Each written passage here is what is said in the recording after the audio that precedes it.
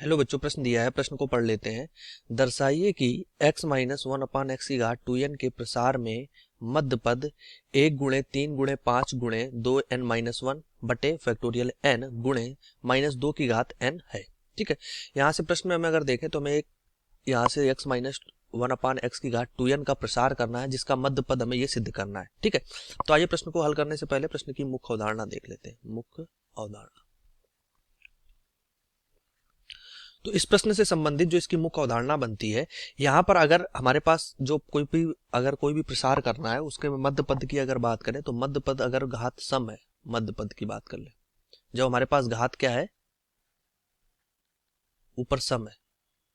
ठीक, तो हमारे पास n/2 प्लस वहां पद जो होता है वो मध्य पद होता है, n/2 प्लस वहां पद।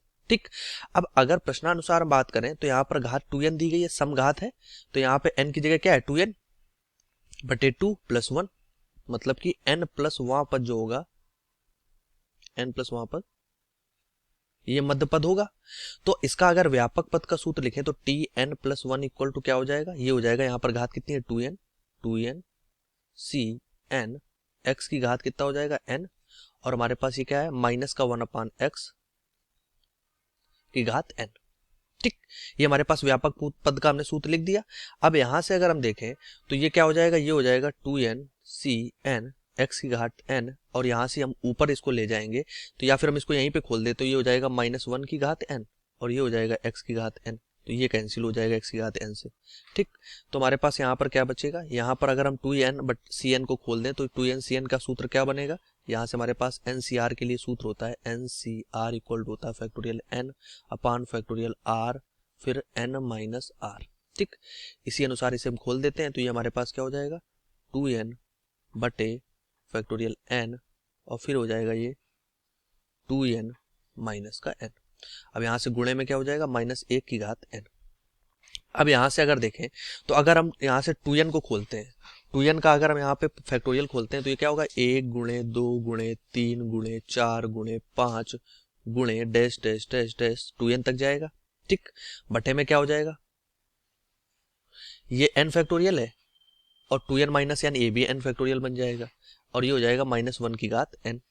ठीक, अब हम यहाँ से सम वाले जो पद हैं वो एक तरफ कर लेते हैं, विषम वाले एक साथ कर लेते हैं। सम वाले मतलब कि, और विषम वाले एक मतलब, जैसे 1 3 5 7 डैश डैश डैश, इसका अंतिम पद हमें क्या मिल जाएगा, 2n माइनस 1।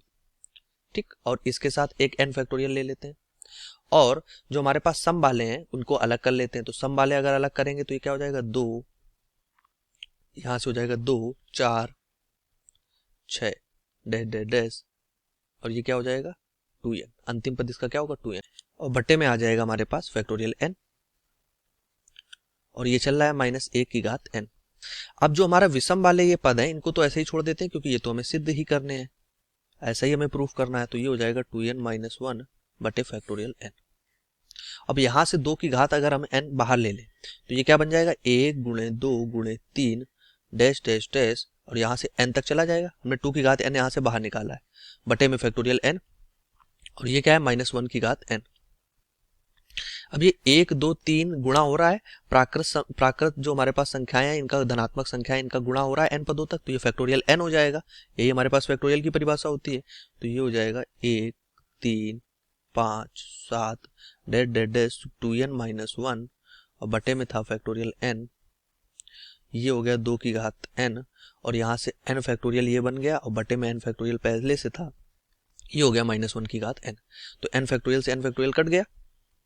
अब हमारे पास क्या बचा, ये हमारे पास बचा यहाँ से 1 3 5 7 dash dash dash 2n minus 1। अब यहाँ पर घात दोनों में n है, इसको अंदर ले लें तो इसको लिख सकते हैं ना, -2 की घात n, और बटे में क्या है, फैक्टोरियल n, और इसको लिख सकते हैं -2 की घात n। तो यही हमें यहाँ से प्रूव करना था, जो हमारा प्रूव होके आ गया है। तो यही हमें प्रश्न में सिद्ध करना था। ठीक है, तो आशा करते हैं प्रश्न का उत्तर समझ आया होगा। धन्यवाद।